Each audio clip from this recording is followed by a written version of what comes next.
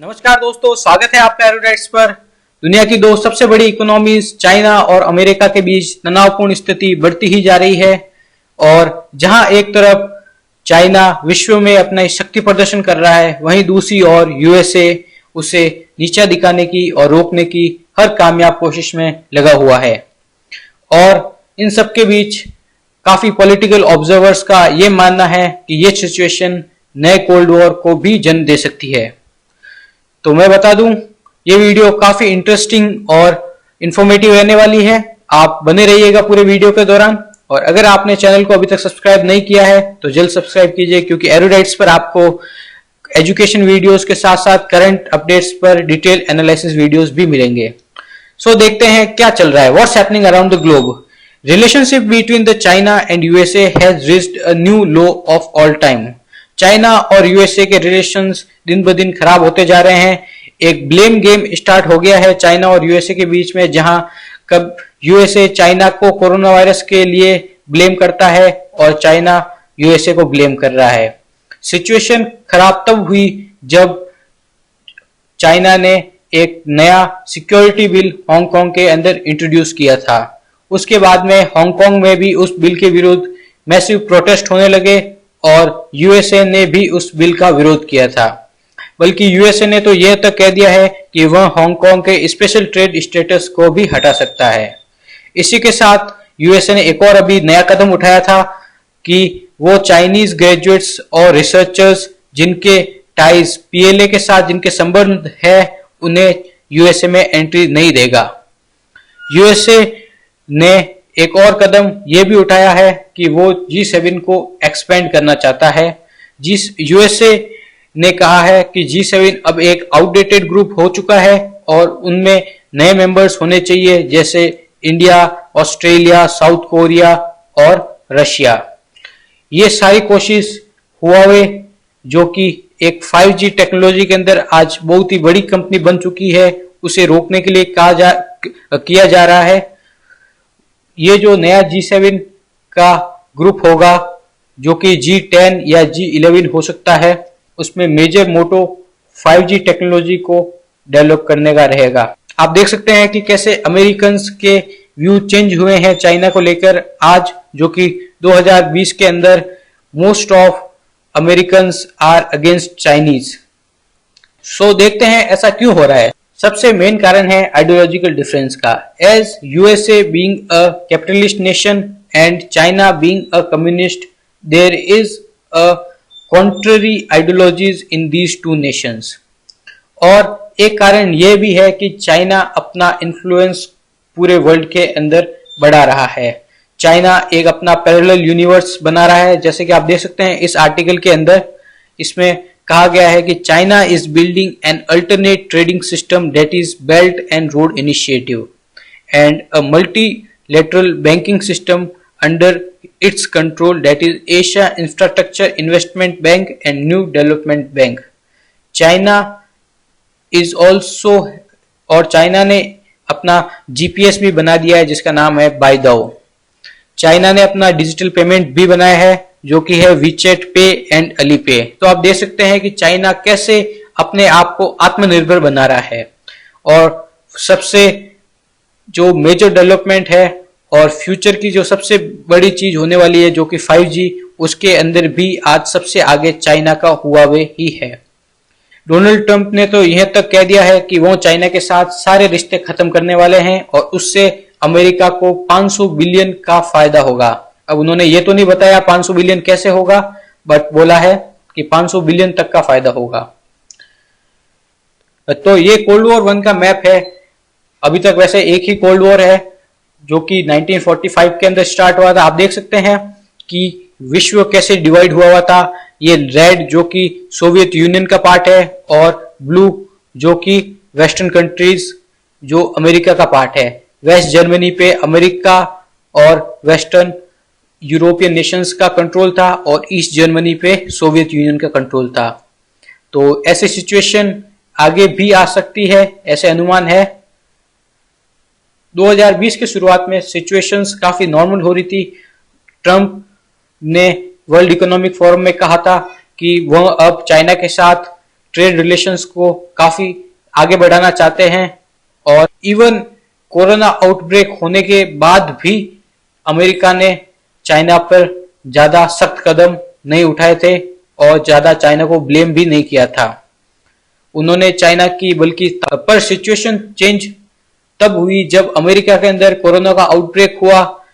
जैसे जैसे corona America के अंदर फैल रहा था, डोनाल्ड ट्रंप चाइना को लेकर गुस्से में आ रहे थे। वो चाइना को बार बार अक्यूज कर रहे थे कि उन्होंने कोरोना को कंटेन नहीं किया था और वर्ल्ड के अंदर जो भी सिचुएशन है आज सिर्फ चाइना के वजह से है। तो देखते हैं व्हाट लाइज बीनीथ। स्टार्टिंग में यूएस और चाइना के रिलेशंस कैसे थे पहले। Sino American relations have complex and vary from positive to highly negative.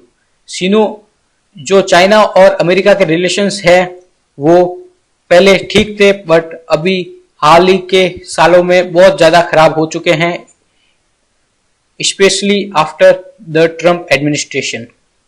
Relation with China began with US President George Washington, leading to the Treaty of Wangzhou of 1845। US और China के relations 1845 से है।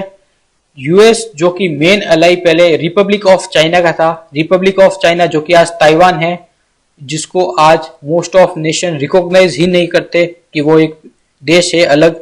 But after the civil war and communist victory in China, People's Republic of China emerged। और जब नया peoples Republic of China बना था तो बनने के 25 साल तक यूएस के साथ कोई भी डिप्लोमेटिक रिलेशंस नहीं थे। इवन यूएस चाइना को रिकॉग्नाइज भी नहीं करता था। और ये सब चेंज हुआ था जब रिचर्ड निक्सन 1972 में यूएसए गए थे। और चाइना के लिए नेक्स्ट ब्रेक थ्रू था 2001 जब चाइना ने वर्ल्ड ट्रेड ऑर्गेनाइजेशन को ज्वाइन किया था। वर्ल्ड एक कम्युनिस्ट देश होने के बावजूद वर्ल्ड ट्रेड ऑर्गेनाइजेशन में मेंबरशिप मिलना चाइना के लिए एक बहुत ही बड़ी बात थी। और फिर जब 2008 के अंदर चाइना ने बीजिंग ओलंपिक होस्ट किया, उस समय तक चाइना एक बहुत ही बड़ी सुपर पावर बन चुका था, एटलीस्ट एशिया के अंदर तो। और नेक्स्ट अचीवमेंट चाइना के लिए थी 2013 जब उन्होंने यूएस इकोनॉमी को ओवरटेक किया था। इकोनॉमी मेजरली दो तरीके में देखी जाती है, एक होती है जीडीपी नॉमिनल और एक होती है जीडीपी परचेजिंग पावर पैरिटी के अंदर। तो चाइना ने परचेजिंग पावर पैरिटी के अंदर यूएसए को ओवरटेक कर लिया था 2013 के अंदर, और ये एक बहुत ही बड़ी विक्ट्री थी। चाइना अपना बहुत ही ambitious project one belt one road को भी बढ़ा रहा है आगे। आप देख सकते हैं इसके अंदर कि कैसे चाइना ने लगभग सारे देशों के साथ मिलकर एक वन बेल्ट वन रोड की प्रोजेक्ट को आगे बढ़ा रहा है। लगभग पूरा अफ्रीकन कॉन्टिनेंट और सेंट्रल एशिया आ चुका है, और यहाँ तक कि काफी यूरोपियन कंट्रीज जैसे इटली, पोर्टुगल एंड ग्रीस ने भी one belt one road initiative sign किया है। तो देखते हैं क्या ये न्यू कोल्ड वॉर हो सकता है। तो देखते हैं इसका पहला कारण।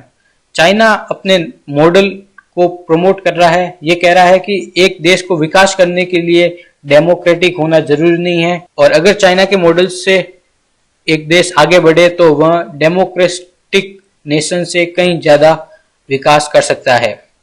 दूसरा इशू है ह्यूमन राइट वॉयलेशंस का।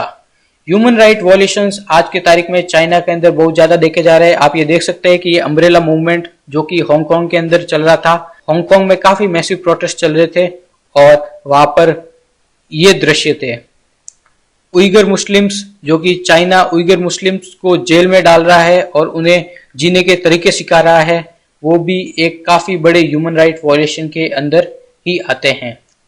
एक ये भी कारण है कि दोनों देशों के नेता काफी हद तक नेशनलिस्ट है। आप जानते हैं ट्रंप का मोटो एक ही है, to make America great again. जब ट्रंप इलेक्ट हुए थे, इसी मोटो से उनका मेन इलेक्शन कैंपेन चल रहा था, और ऐसे ही सी जिनपिंग भी है। पर कोल्ड वॉर ना होने का सबसे बड़ा कारण यह है कि चाइना और अमेरिका की इकोनॉमी आपस में काफी हद तक जुड़ी हुई है। आप देख सकते हैं इस इमेज के अंदर कि कैसे चाइना और अमेरिका की इकोनॉमी आपस में जुड़ी हुई है। यूएसए के लिए इंपोर्ट है चाइना से 481.9 बिलियन का और एक्सपोर्ट है 144.9 बिलियन का, जो कि काफी बड़ा नंबर है। और आप देख सकते हैं कि 2008 के बाद में किस तरह से रैपिड ग्रोथ हुई है यूएस और चाइना के ट्रेड रिलेशंस के अंदर।